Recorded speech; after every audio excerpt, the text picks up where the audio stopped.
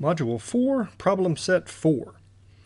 Okay, here we're given the formula for the volume of a cylinder. We're given a radius and a height. We're asked to find the volume in units of liters. Okay, we'll again track significant figures through this calculation. We're going to do a little bit of problem solving here as well. Notice we have a desired volume unit of liters. We have a radius in centimeters, a height in meters.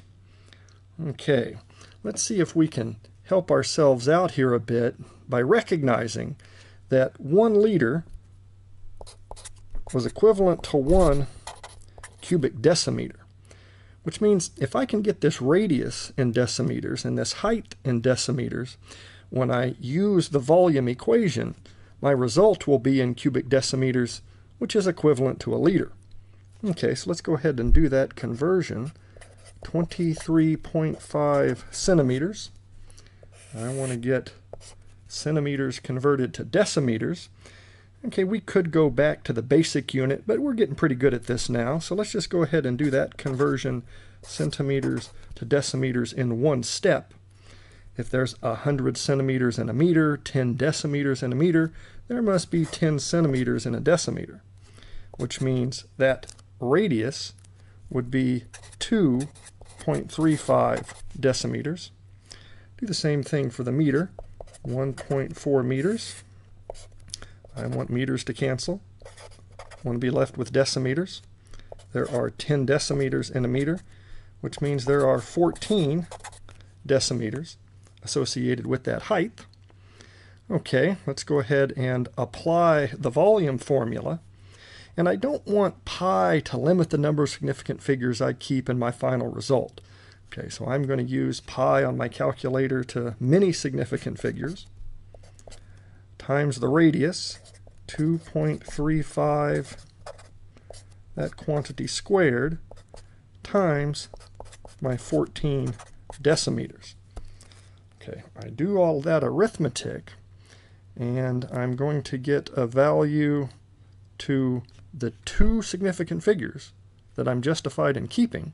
All I've done here is multiplication of 240 cubic decimeters, which is equivalent to 240 liters.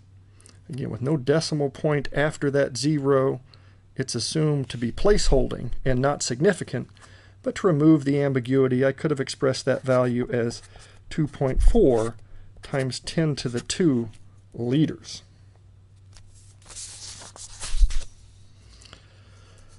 Okay, here we're doing addition and subtraction. Anytime you're adding and subtracting values, the units must be the same. I cannot add or subtract values that have dissimilar units. So in order to do this arithmetic, I first need to get to a common unit. Let's go ahead and get this to grams so that it will match the other units.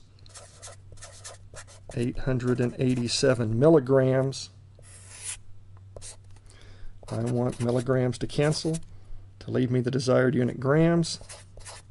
1,000 milligrams in 1 gram. So 0.887 grams. Okay, I do that bit of arithmetic. This plus this minus this in grams, and I'm going to get a value of 16.083 grams. Okay, let's apply our rule.